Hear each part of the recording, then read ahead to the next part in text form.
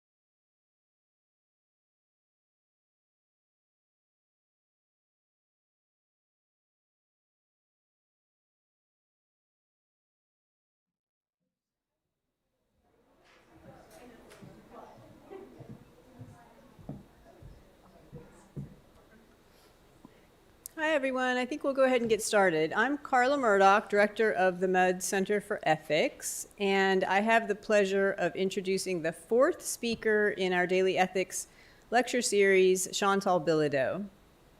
The Daily Ethics series is designed to stimulate introspection and discussion about how the values that are most important to us are manifested or ought to be manifested as we live our lives every day.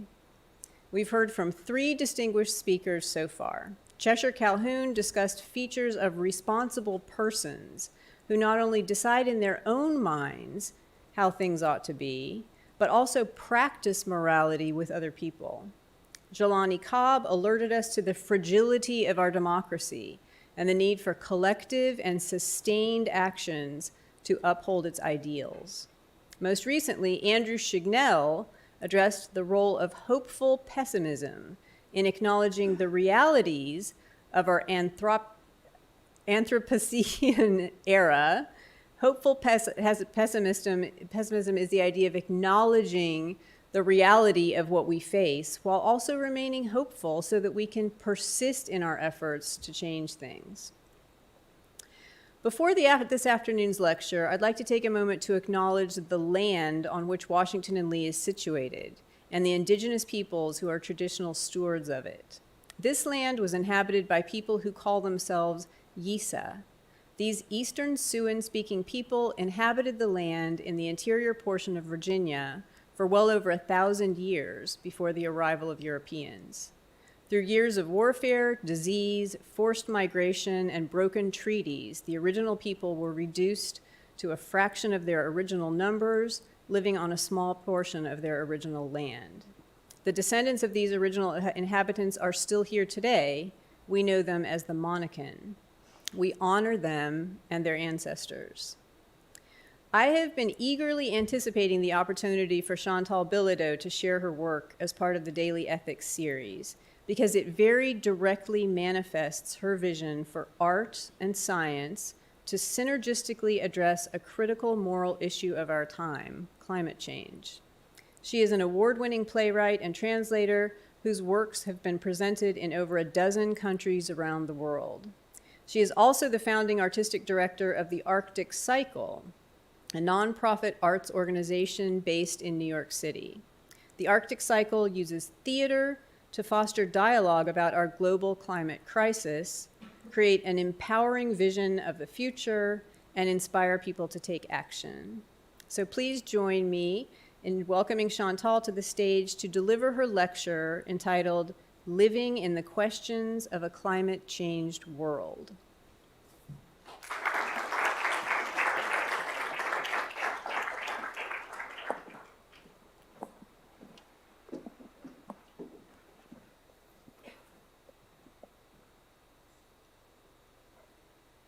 Thank you, Carla. Good evening to everyone here and to those of you who are watching the live stream, and thank you for joining me tonight. I'm honored to have been invited to participate in this Mudd Center speaker series and to be among this year's accomplished thinkers and doers who are striving to understand the ethics of this moment. I'm also acutely aware that it's been a rough 19 months for all of us. The fact that we can be here in the same room together feels almost revolutionary. I use the word revolutionary because my field is live performance. Essentially, I come up with ways to gather people together in a room, and I cajole them into exploring what it means to be human. Up until last year, I had always taken this activity for granted. But then on March 12, 2020, my entire industry was shut down by COVID-19, and suddenly, live storytelling was no longer possible. At a moment when we most needed to collectively process what was happening, we couldn't do it. Not in formal spaces, and not in informal spaces either. It is telling that one of the consequences of this deprivation has been an increase in violence and mental health issues. Storytelling is the act of creating meaning. It's a process of weaving together facts and experiences to hold our beliefs and values. It is through stories that we learn best, remember best, and train ourselves to listen and empathize. Stories also bond us in communities and increase our resilience. On the most basic level, storytelling is how we shape reality. It is as fundamental as breathing. I'm a playwright, and for the last decade or so, I have dedicated myself to writing stories about the climate crisis. I'm also the artistic director of an organization called the Arctic Cycle, as Carla mentioned, that focus on the intersection of arts and climate change. But that's not how I started.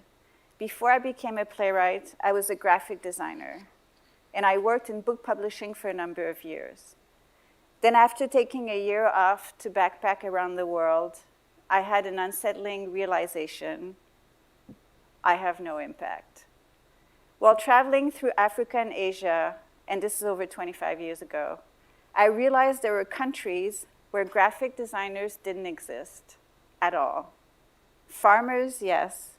Shoemakers, yes. Barbers, grocers, bus drivers. But graphic designers, no. In many places, there was just no need for them. And that made me question my own career path.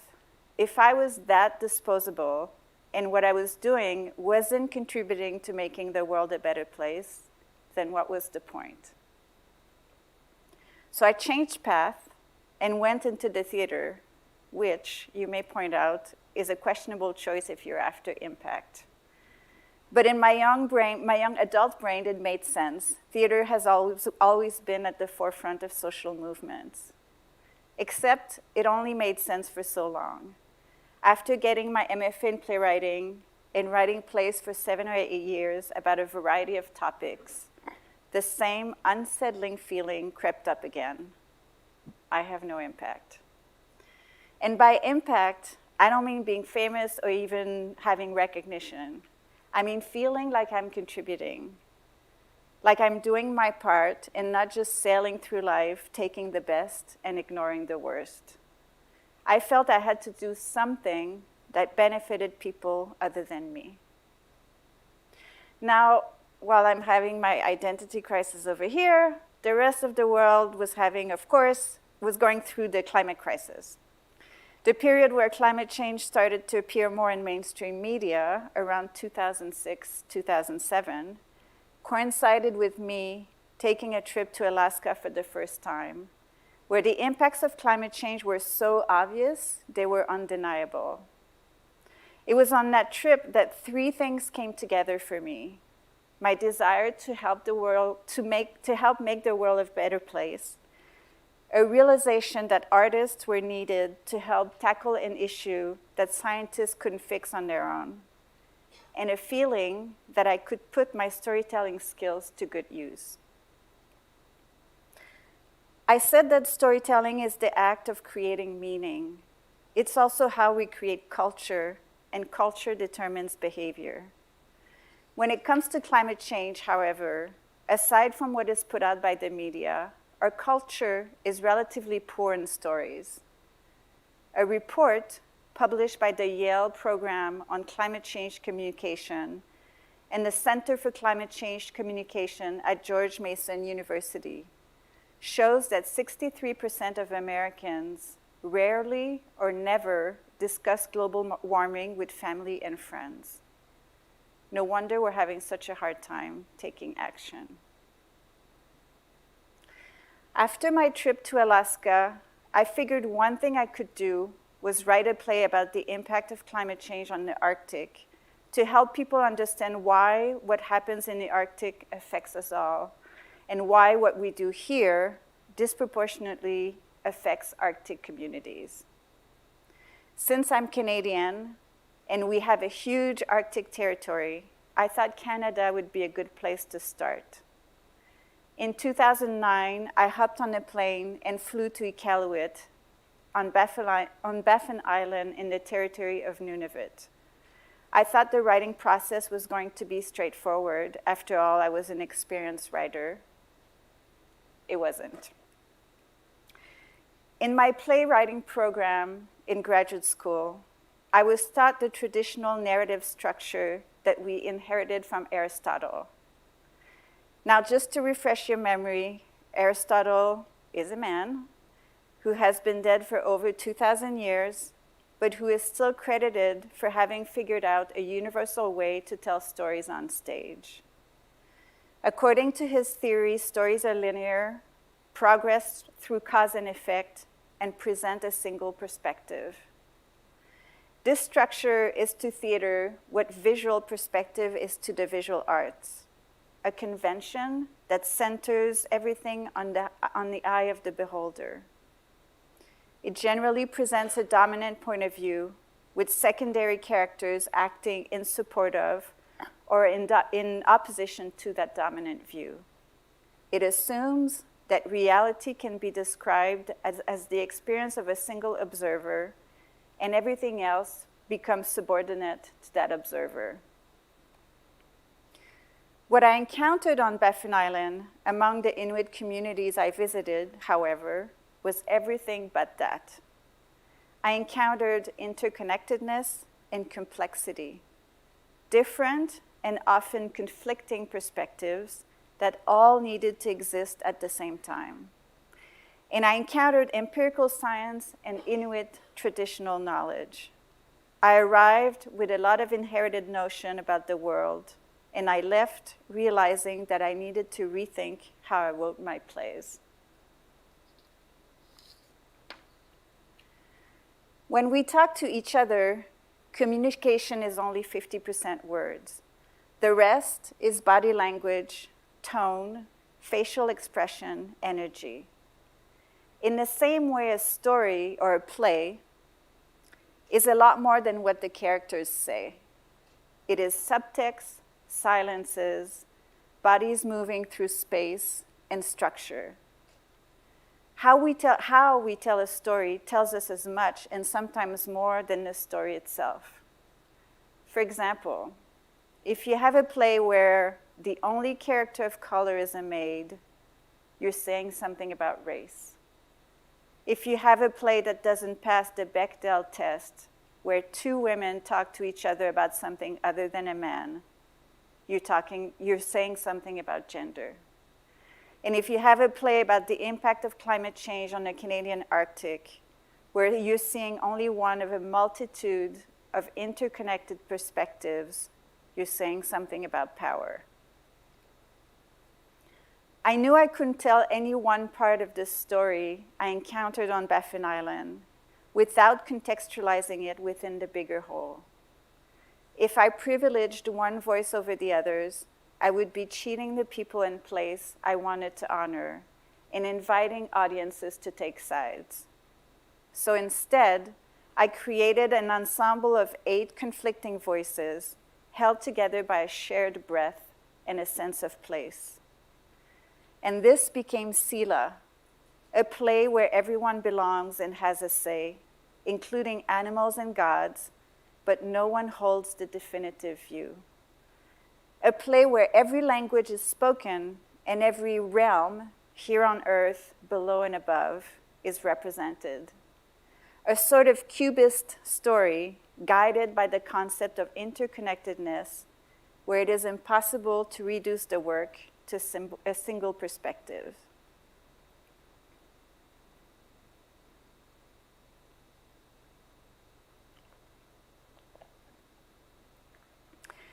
And from then on, I was hooked, getting to know the Arctic and the communities who live there, researching climate science, climate activism, and Inuit mythology, talking to people from disciplines completely different than mine, and then dreaming up worlds to contain all of this knowledge and communicate it to audiences made me yearn for more. I went from this one play to committing to writing a series of 8 plays, one for each country in the Arctic: the US, Canada, Greenland, Iceland, Sweden, Norway, Finland, and Russia. It's a slow process. I'm only on number 3, but it's an incredibly fulfilling journey. I started with only a vague sense of what stories about the climate crisis can contribute to the climate conversation. But 13 years later, I have a better idea of what I'm offering. And the field of climate change communication has come a long way in figuring out what moves people to action. First, plays that address climate change can make the crisis more relatable by putting it in the context of human lives. It's not just this big abstract thing happening out there, but it's the heat destroying someone's crop, or a hurricane flooding someone's house, or the ice melting under someone's feet. Second, climate change is rife with ethical dilemmas. Science says the sea is rising and will swallow communities and coastlines. But it doesn't tell us whether we should build seawalls or retreat. Science says there's too much CO2 in the atmosphere. We need to decarbonize our economy. But it doesn't tell us how and who should pay for it. Science gives us the facts and makes predictions about the future. Stories can help guide us through the many moral decisions we need to make to move forward. And third, because of how our brains respond to stories, when we watch a play, we're essentially rehearsing for life. On a neurological level, we're going through the ups and downs of a character's journey and experiencing the consequences of their actions just as if it was happening to us in real life. We're trying out different worldviews and seeing which one fits best. We're practicing being human at a big transitional moment in time when we need to relearn a lot of what we thought we already knew. In addition, stories about the climate crisis are an opportunity to present alternative narratives and open up a broader realm of possible futures. Mainstream media tends to focus on natural disasters and policy failures. We're being reminded again and again that we're failing. Popular films and novels paint apocalyptic worlds where civilization has collapsed. But the apocalypse is a privileged narrative. Sea level rise, power failure, water scarcity, the disintegration of infrastructure and the social fabric. For a large number of people around the world, this is the reality of day-to-day living. Few have access to the luxuries we, in industrialized countries, have grown accustomed to and are terrified to lose. End-of-the-world scenarios are nothing more than knee-jerk reactions to realizing the balance is off, and we've been on the winning side for too long. Disaster narratives also leave out the positive work that is being done, the battles that are being fought and won, and the movements everywhere that are making change at the local level. They rob us of a collective vision of what success might look like and how we might get there. Not fairy tale success where we're all riding into the sunset, but imperfect, full of compromises, incremental success. We've been flip-flopping between utopia and dystopia, but the real story is in the area in between. We need narratives that can help us reclaim our sense of awe and wonder. Our world is fast-paced and disconnected. We live mostly in our heads and, especially since last year, on our computers. If we hope to reverse climate change, we need to reacquaint ourselves with our bodies and our senses. We need to make room for the mysterious and invite poetry back into our lives. Only if we let ourselves be moved by the world will we want to protect it. That's where my work lives. I look for the places where the essence of who we are is revealed. And if I do my job well, I can create images that say something more profound than what is being communicated through the words alone. For example, to convey the idea that we are all interconnected, I can have a mama polar bear character say to her daughter, "All life is breath. From the original breath that gave us the miracle of creation to the world itself, Sila wraps all around us. And Sila also moves in and out of our lungs." See? That's Sila. And with each breath, Sila reminds us that we are never alone. Each and every one of us is connected to every other living creature. But Sila's gift is not ours to keep. We may use our breath while we roam the land, but we must surrender it once we pass from the land. Creatures who are lonely are the ones who hold on to their breath as if it was theirs and theirs alone. Or, to give you another example, instead of reminding people that we need to think about what we are leaving for future generations, I can have a character from the future, an evolved Homo sapiens of sorts, stand before us and tell us, "It's weird to be looking down at your own past. Then again, I can only imagine what it must be like to stare at your future. And you know, whatever happened, I'm sure it was complicated. These things always are. So I'm going to go out on a limb here and assume that you tried your best. It was a mess. Some of you fucked up. Some of you fought hard. And here we are. And isn't it wonderful? You evolved. All of the shit you went through made you evolve into me, a new species, which, granted, is not the greatest thing since sliced bread, but it's a step forward. I mean, think about it. 6 extinctions. Not 1, not 2, 6. 6 times the Earth was nearly wiped out of all life. So the odds that you and I would be standing here today. Anyway, we should cut you some slack is what I'm saying. No species is perfect. For all we know, the dinosaurs were assholes. I mean, it's not like they left stone tablets for us to find out. So thank you. Yeah, thank you. Whatever you did wrong, you also did a lot of things right. And that's the story I want to remember. That's the story I want to tell. That's the story we need to celebrate, us, here, 6 extinctions later. I'm proud of being your kin. I really am. And I hope the species that comes after me will be proud of being mine.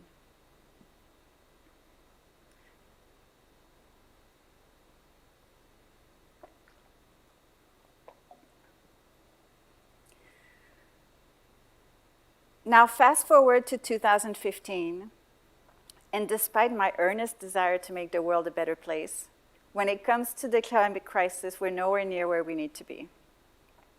I may be having an impact, but I'm certainly not having enough of an impact. Then one day in June or July, in a conversation with theater colleagues, someone asked me, "What do you think needs to happen now?" And my response was, we need more playwrights writing about climate change. Right? In 2015, climate change was pretty much absent from American stages. The wisdom was that plays that dealt with the climate crisis couldn't possibly be good plays because it was too big of a topic to write about. To me, that sounded like a cop-out. Also, I was well aware that despite my best efforts, I was just one person. We needed a lot more voices. In my head, I was imagining flooding the world with stories from all over, representing as many perspectives as possible.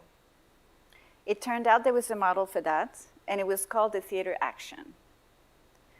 My colleague Karadat Zvich, a playwright and the founder of an organization called No Passport, created the Theater Action model some years ago and spearheaded a few actions around issues like the BP oil spill, gun control, and the Orlando shooting.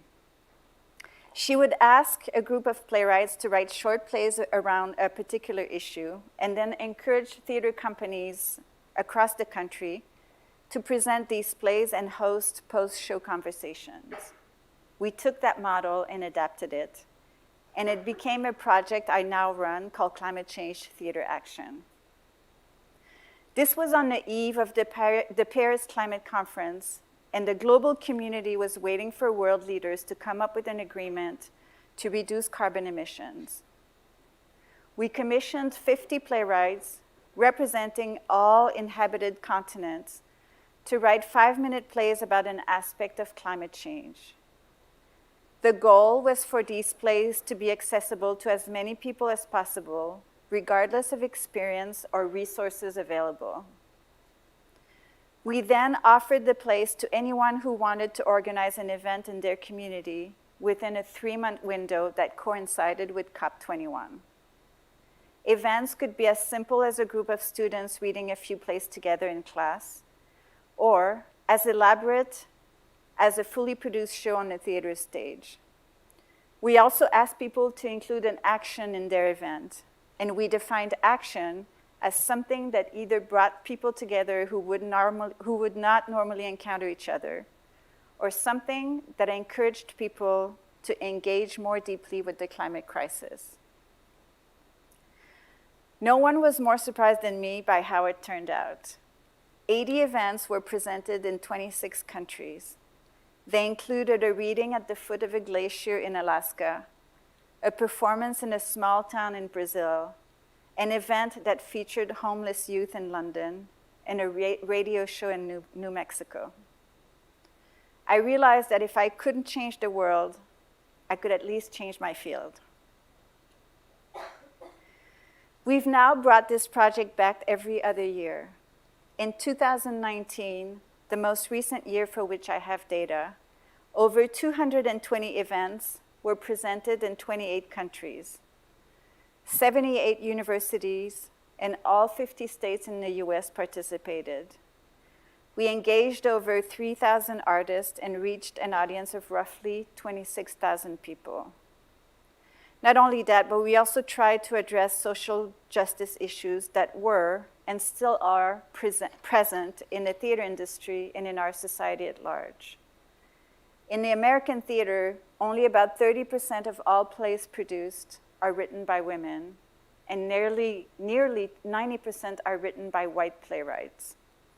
For Climate Change Theater Action, our ratio of playwrights is always at least 50% female and 50% Indigenous and people of color. Climate Change Theater Action 2021 is happening right now until December 18. Earlier this year, we asked playwrights, another group of 50 playwrights, to write an original 1 to 5 minute play under the theme Envisioning a Global Green New Deal. And the prompt was, please use this as a starting point to write your play. You certainly don't have to be literal about it. However, we encourage you to be as bold and forward-thinking as you can and show us what your dream future looks like and how we might get there. Our playwrights range in age from mid-20s to mid-50s. They represent 20 countries and 10 indigenous nations. The plays they wrote tell stories about youth activists, women change makers in the oil industry, among other things. They are set in the past, present, and future. The characters navigate family relationships, love affairs, political landscapes, and dreamscapes. The tone is in turn serious, funny, absurd, poetic, or allegorical. The plays are as diverse as the writers themselves. I have also been working with students here at Washington and Lee who have written beautiful plays and screenplays under the same thing, and some of them are in the audience. Some wrote about stories passed down some wrote about stories passed down through the generations, and some about future worlds. Some wrote about family relationships, some about politics. All of them found a unique way to express their views on the climate crisis and to connect with audiences. I'm reminded of people who not long ago were adamant about the fact that the climate crisis wasn't theater material. It's shocking to me that in a field where imagination is the currency, we can sometimes be so short of it. Climate change theater action takes theater out of traditional venues and brings it to communities around the world. It encourages leadership and self-determination and empowers people to harness their creative potential and put it in service of the greater good. Each year, in addition to theaters and universities, we get new participants, such as environmental organizations, faith groups, high schools and middle schools, and sustainability conference organizers. Among our many successes, we have seen sold-out runs, demands for reprises, requests from local government to bring the plays to schools throughout their cities, and an invitation to perform at the European Parliament. We provide the overall structure and marketing support, but the people who organize events are the real heroes. In 2019, a performance in Lebanon, postponed due to ongoing protests against political corruption and economic inequality, was nevertheless rescheduled for a few weeks later. Audiences found comfort in the plays during a horrific wildfire season in Australia, and a performance in a town in West Virginia with high rates of climate denial received coverage from a local TV station. We heard of engrossed audiences at an event in Mumbai, of a galvanizing evening for Calgary citizens used to being shamed by expressing concern or taking action, for expressing concerns or taking action on climate change, and of students at the Boston Conservatory who proved to themselves that theater can be a change agent in sustainable practice and living, as well as a home for those extreme feelings such as deep grief or abiding joy. Also in 2019, we partnered with Brooke Wood, a PhD student at Texas Tech at the time, who set out to investigate formally the impact of climate change theater action on people's perception of and behavior towards climate change. We distributed a written survey to audiences, and Brooke attended 5 events in 5 different regions in the country, where she interviewed the organizers and some audience members before and immediately after the event, as well as 2 weeks and 4 weeks later. 5 themes emerged from her research. 1, people appreciated the use of humor to treat a topic that is often considered hopeless and dark. 2, people expressed an increased sense of community. They often felt comfort at seeing and interacting with more people than they expected from their town who shared their concerns and values. 3, because the plays present personal stories, they felt relatable. They made the big issue of climate change more relevant to people's lives. 4, many said they left the event with hope. They found the energy and dedication of the organizers inspiring, or they realized there was a larger group of concerned people in their community than they expected. And 5, several people reported taking new climate-friendly actions, such as engaging in discussion about climate change with family and friends, changing their personal habits, and planning to vote for candidates with a comprehensive climate change platform. At the end of each climate change theater action year, we gather the 50 plays and publish them in an anthology so they can continue to circulate. These anthologies are used in classrooms all over the world. They provide a playful way to tackle a difficult subject. In theater programs, they can be used to teach students about climate change and the need for artists to engage with the world and reflect this engagement with their work.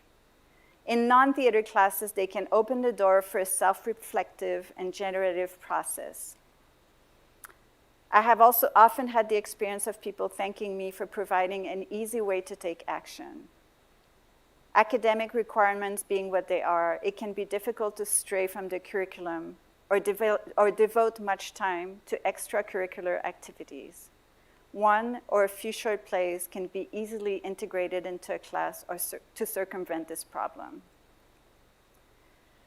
Since 2015, when we first launched this project, we have commissioned 200 plays. I think back on my wish to flood the world with climate stories from all over, and I'm pleased with what we have accomplished so far.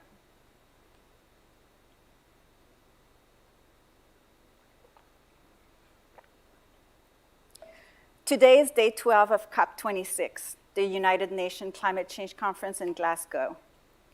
As I speak, world leaders are determining our fate and the fate of most species we share this planet with.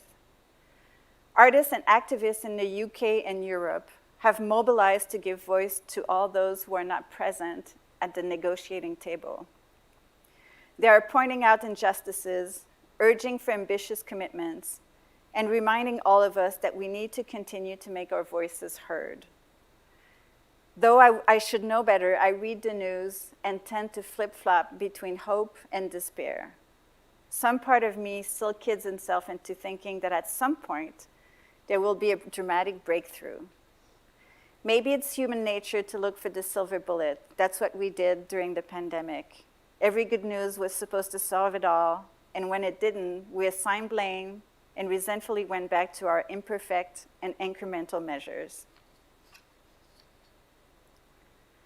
The question I get asked most often about my work is, how do you reach people who don't believe in climate change? And my answer is, I don't. For one thing, it would be naive to think that a climate denier would go see a play about climate change. Like, why would they? But it does happen sometimes.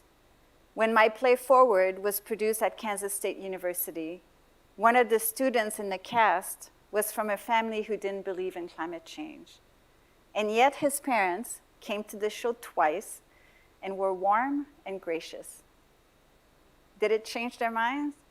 I don't know, but they came, and I respect them for being willing to expose themselves to ideas they didn't agree with.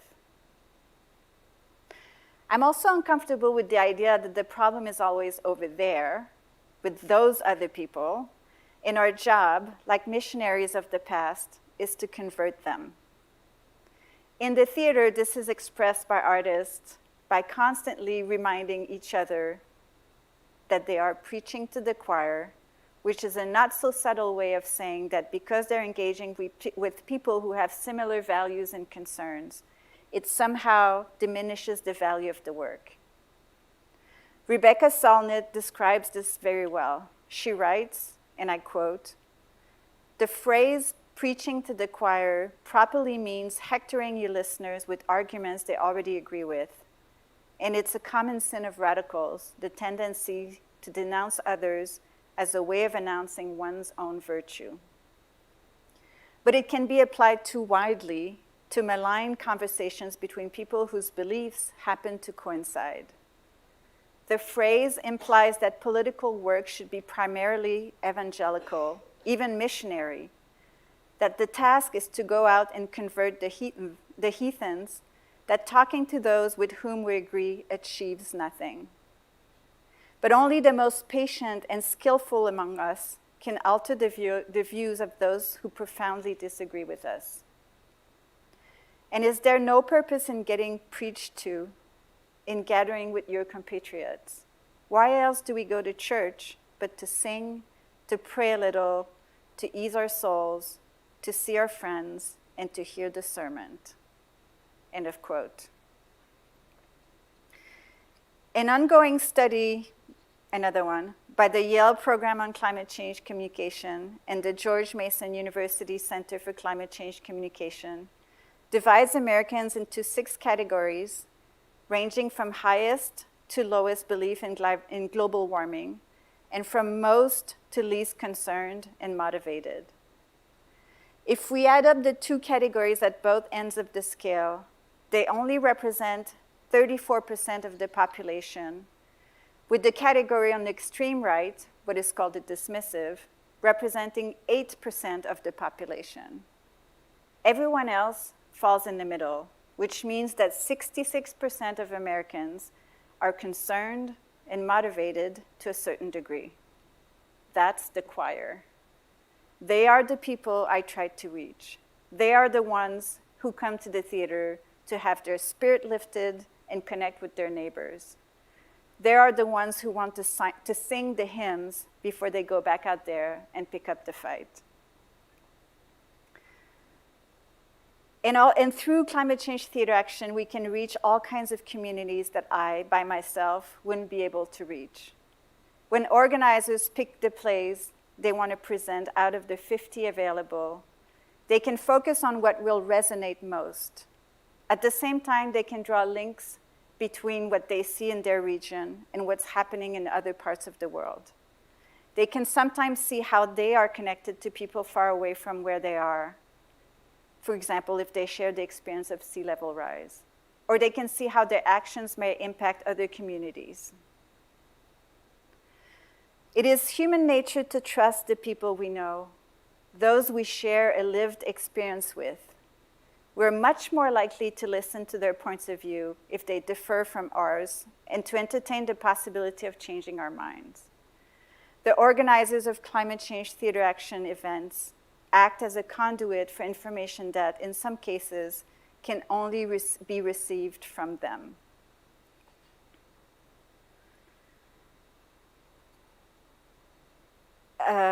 I'm going to skip here.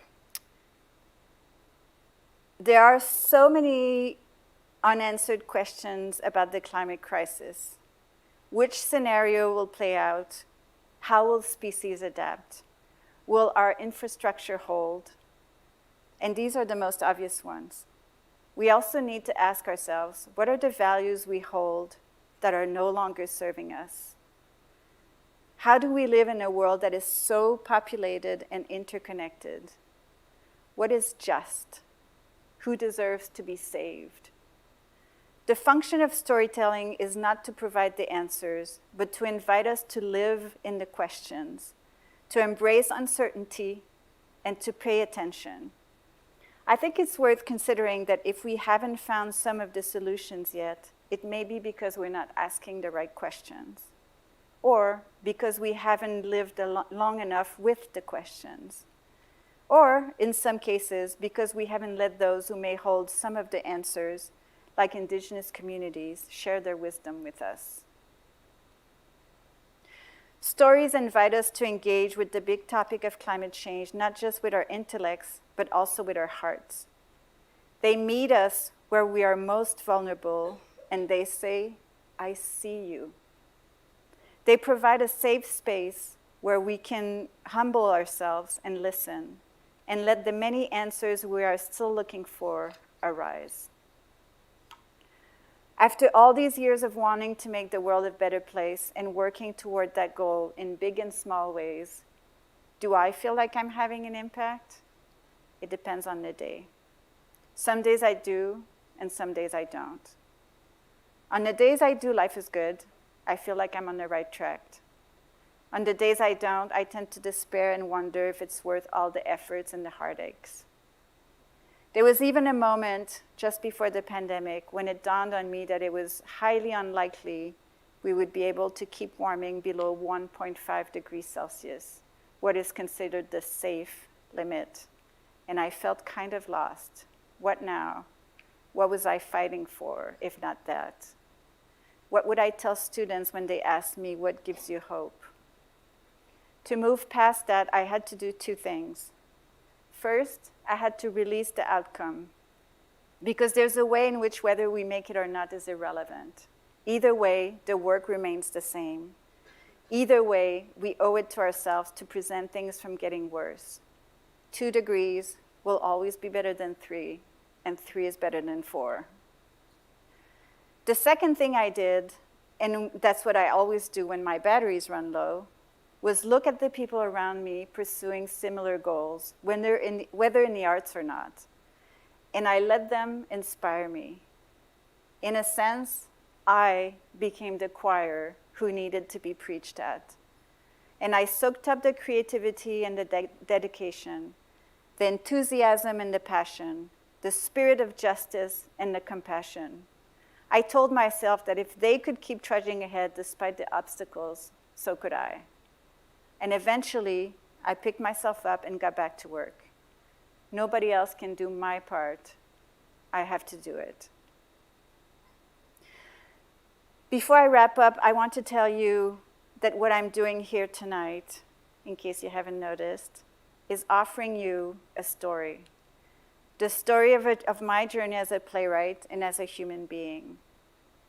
This story carries a lot of my beliefs and values, some of my aspirations, and probably a few assumptions I'm not even aware of. And in this very act of my giving and your receiving, we're creating something together. Something almost intangible we might call meaning, whose lifespan could be a few minutes or a few millennia. We don't know. We can't know. And that's the magic of storytelling. Maybe what we create today will be profound, or maybe it will be fleeting. And it won't be the same for everyone because we all bring our own imagination and personal experience to this meaning-making moment. But all of us here, and the people watching on the live stream, were willing to enter this space and see what might happen. That's hope. Hope is being willing to step out of our comfort zone. It's going forward when it's difficult. It's looking for successes rather than failures. It's taking action instead of assigning blame. It's choosing to believe and acting on those beliefs. Hope is saying, I will show up today, and then doing it again the next day, and then the next day. This said, I'm not kidding myself. I know we're in for a rough ride. The next few decades will bring challenges on a scale never seen before, this past summer being a preview.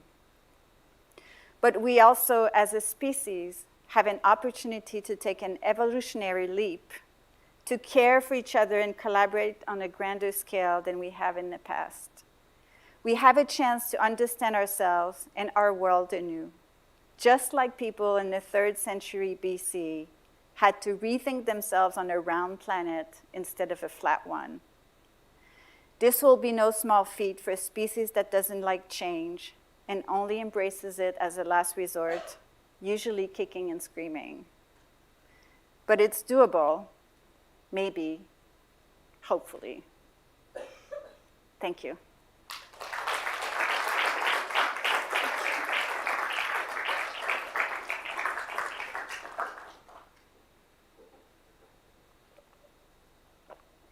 So there is time for questions or comments. Anything you would like to discuss?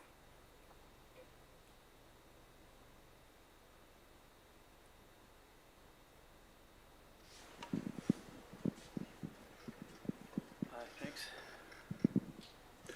Hi, thank you so much. You said something that I thought was so important, and I'm paraphrasing, but something to the effect that storytelling creates meaning, it forms culture, and it determines what we value or care about in the world. I can't say how important I think that is in so many ways.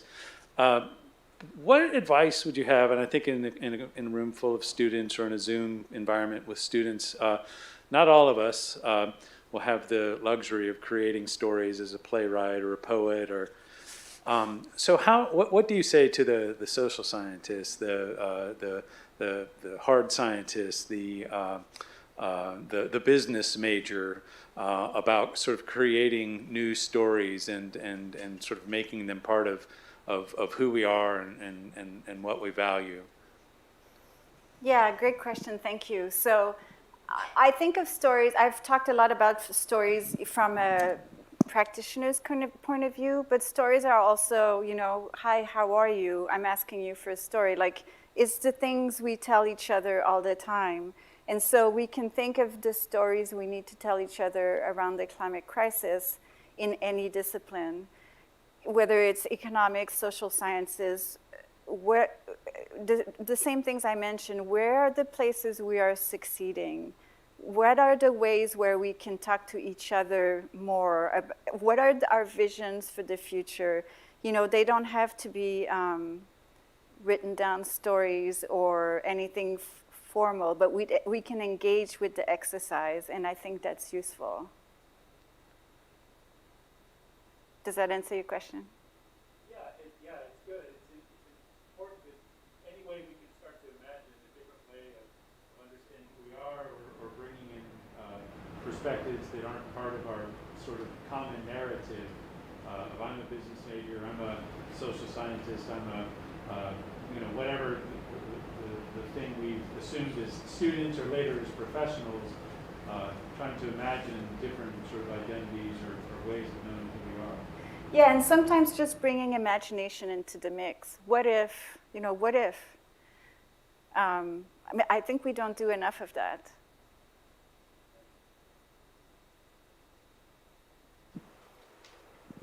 Any other questions? Yeah. Thank you for being such an attentive audience, by the way. How can someone get involved in your organization? If someone wants to participate in one of these plays or try to host one, what can they do and how can they get involved? So Climate Change Theater Action happens every 2 years. It's going on now. People can contact me through, there's a website, climatechangetheateraction.com. You can also look me up online. You can get to me in many different ways. And if you have the time to do something before December 18th, you can definitely join the movement now. Otherwise, some of the anthologies are available. Anyone can pick them up and use those plays. Or you can get on the mailing list and participate in 2023, where we will do it all over again. Thank you. Yeah. We have time for one more question.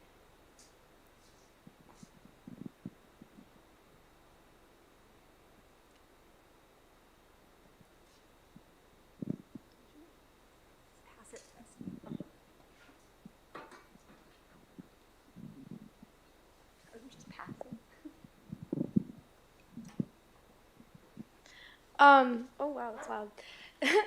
Do you think that because climate change is being conveyed, I mean, you talked about how because it's theater, it's easier to relate to, you're humanizing the issue of climate change, but do you think that for people who are a little bit more removed from it, like I think a lot of people are sometimes, or don't see the immediate effects in the same way that the people in the Arctic do? Can you bring the microphone a little closer? Yeah, sorry.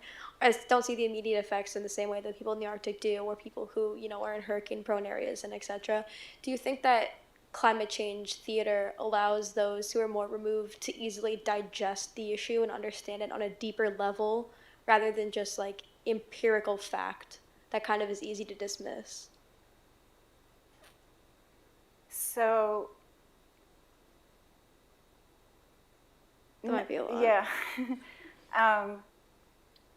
We should know some of the science, but a lot of us don't need to know a lot of the science, right? We need to know what it means. What does the science mean? How is it going to affect my life? How is it going to change my community? How is it changing the environment where I live? And so that's where the stories are good. Not to dismiss the science. The science is important. But the point of the story is not to teach the science, but rather to help people understand how to understand the science. Yeah.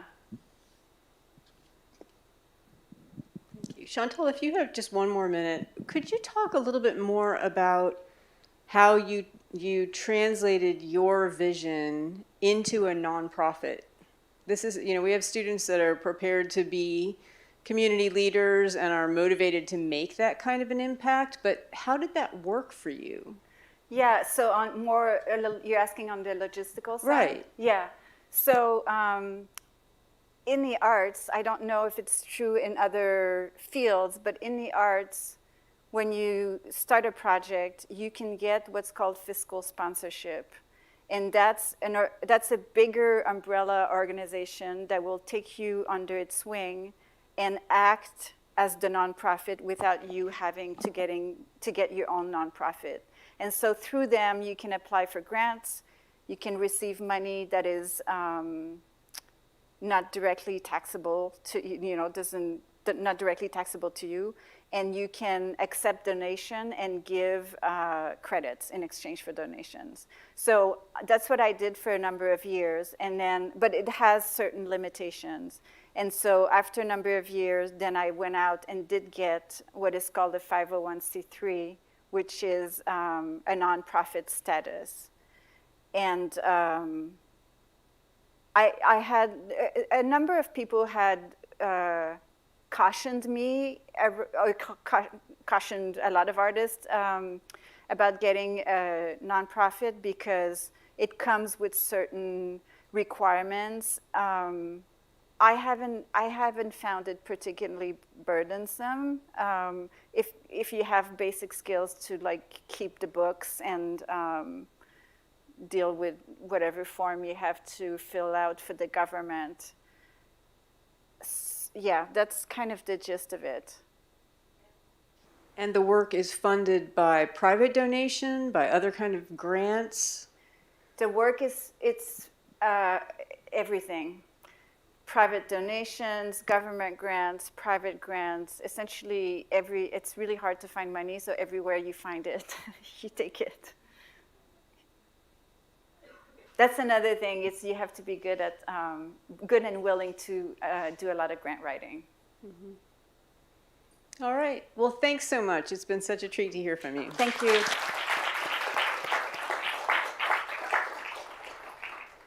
Thanks for coming tonight. This was the last event for the fall season, so we'll look forward to seeing you all at the end of January for Jonathan Lee's Artist Talk and the opening of the Daily Ethics Mosaic exhibition. So, thanks for coming.